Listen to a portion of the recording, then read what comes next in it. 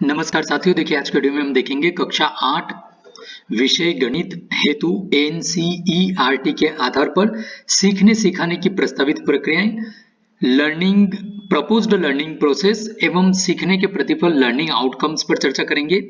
तो यहाँ पर यह बताया गया है कि जो प्रपोज्ड लर्निंग प्रोसेस क्या होनी चाहिए और इसी के साथ में जो बच्चे सीखेंगे कक्षा 8 में गणित विषय, जो आप मतलब सीखने के बाद में उनका स्तर क्या होना चाहिए, बच्चों से क्या अपेक्षाएं होगी या सीखने के बाद में बच्चों को किस स्तर पर होना चाहिए, इन दोनों विषय पर हम चर्चा करेंगे।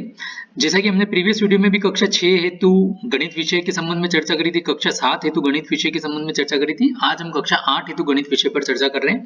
तो चलिए वीडियो ज्यादा बड़ा नहीं हो तो हम इसे स्टार्ट करते हैं। सीखने सिखाने की प्रस्तावित प्रक्रिया पर हम चर्चा करेंगे। सबसे पहले कक्षा 8 गणित विषय हेतु, तो जैसे कि यहाँ पर बताया गया है एनसीईआरटी के आधार पर, तो जैसे कि यहाँ पर बताया गया है सभी शिक्षार्थियों को जोड़े में समूह में व्यक्तिगत रूप से कार्य करने के अवसर दिए जाए तथा उन्हें प्रोत्साहित किया जाए कि वे परिमेय संख्याओं पर सभी संक्रियाओं के साथ उदाहरण खोजे तथा इन संक्रियाओं में पैटर्न खोजे, 3 अंकों तक की संख्या के सामान्यीकरण रूप का प्रयोग करे तथा बीज गणित की समझ द्वारा 2, 3, 4 इसी प्रकार से आगे से भाज्यता का नियम खोजे, जिसे इससे पूर्व की कक्षाओं में पैटर्न के अवलोकन द्वारा खोजा गया था। वर्ग, वर्गमूल, घन तथा घनमूल संख्याओं में पैटर्न खोजे तथा पूर्णांकों को घातांक के रूप में व्यक्त करने के लिए नियम बनाए। ऐसी स्थिति का अवलोकन करे जो उन्हें समीकरण बनाने के लिए प्रेरित करे तथा समीकरण को उचित विधि द्वारा हल करे। वितरण गुण की समझ के आधार पर दो बीजीय व्यंजकों एवं बहुपदों को गुणा करे तथा विभिन्न बीजगणित सर्वसमीकाओं का मूर्त उदाहरण द्वारा सामान्यीकरण करे। दो संख्याओं के गुणनफल की समझ के आधार पर उचित क्रियाकलापों द्वारा बीजीय व्यंजकों के गुणनखंड करे। ऐसे संदर्भों का अवलोकन करे जिनमें प्रतिशत का प्रयोग विभिन्न संदर्भों जैसे छूट, लाभ, हानि, जीएसटी, साधारण तथा चक्रवृद्धि ब्याज आदि में होता है। बार बार साधारण ब्याज के रूप में चक्रवृद्धि ब्याज के लिए सूत्र का सामान्यीकरण करे। ऐसी स्थितियों का अवलोकन करे जिसमें एक राशि दूसरी पर निर्भर करती है। वे ऐसी परिस्थितियों को पहचानने जिनमें एक राशि के बढ़ने से दूसरी में भी वृद्धि होती है या एक राशि के बढ़ने से दूसरी घटती है। जैसे किसी वाहन की गति बढ़ने पर उसके द्वारा तय की जाने वाली दूरी में लगने वाला समय घट जाता है। इसी प्रकार विभिन्न चतुर्भुजों की भुजाओं तथा कोणों को मापे तथा उनके बीच संबंधों के पैटर्न की पहचान करे। पैटर्न के सामान्यीकरण के आधार पर स्वयं की परिकल्पना का निर्माण करे तथा उनका सत्यापन उचित उदाहरणों द्वारा करे। समांतर चतुर्भुजों के गुण धर्मों का सत्यापन करे तथा इनका तार्किक प्रयोग समांतर चतुर्भुज की रचना, उनके विकर्णों की रचना, कोणों तथा भुजाओं के मापन जैसी क्रियाकलापों में करे। इसी प्रकार परिवेश में 3D वस्तुओं को 2D रूप में प्रदर्शित करे, जैसे बॉक्स या बोतल का चित्र कागज पर बनाना। विभिन्न आकृतियों जैसे घनाभ, घन, पिरामिड, प्रिज्म आदि के जाल बनाए। नेट से विभिन्न आकृतियां बनाए तथा शीर्षों, किनारों तथा सतह के बीच संबंध स्थापित करे। ज्यामिति किट का प्रयोग कर विभिन्न प्रकार के चतुर्भुज बनाए।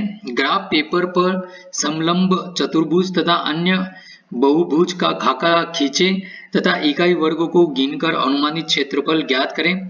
त्रिभुज तथा आयत, जिसको हम वर्ग कहते हैं, के क्षेत्रफल की समझ का उपयोग करते हुए समलंब चतुर्भुज के क्षेत्रफल के लिए सूत्र बनाएं। विभिन्न 3D वस्तुओं जैसे घन, घनाभ तथा बेलन की सतहों पर की पहचान करें। आयत, वर्ग तथा वृत्त के क्षेत्रफल के सूत्र का प्रयोग करते हुए घन, घनाभ के पृष्ठीय क्षेत्रफल के लिए सूत्र बनाएं।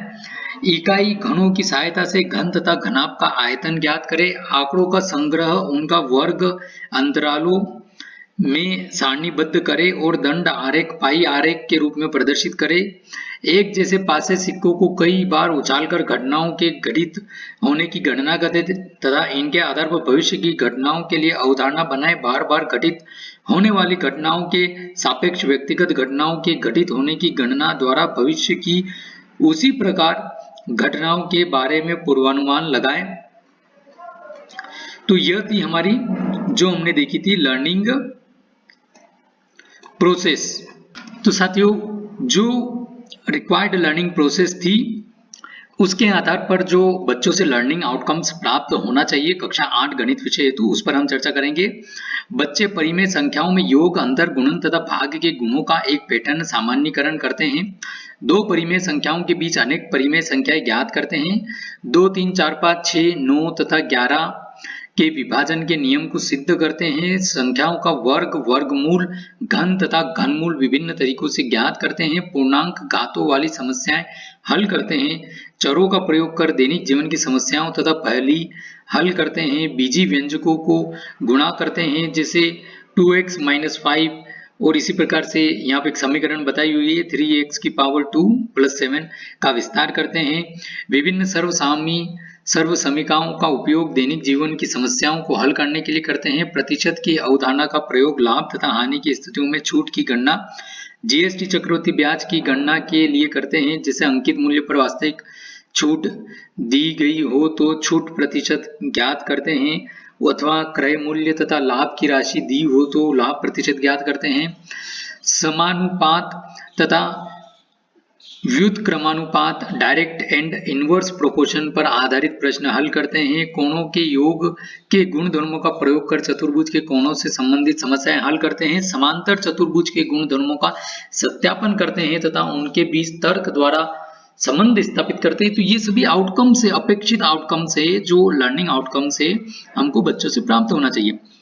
सिखाने के आधार पर 3D आकृतियों को समतल जैसे कागज के पन्ने, श्यामपट्ट आदि पर प्रदर्शित करते हैं। पैटर्न के माध्यम से यूलर संबंध का सत्यापन करते हैं। पैमाना तथा प्रकार के प्रयोग से विभिन्न चतुर्भुज की रचना करते हैं। समलंब चतुर्भुज तथा अन्य बहुभुज के क्षेत्रफल का अनुमानित मान इकाई, वर्ग, ग्रिड, ग्राफ पेपर के माध्यम से करते हैं तथा सूत्र द्वारा उनका सत्यापन करते हैं।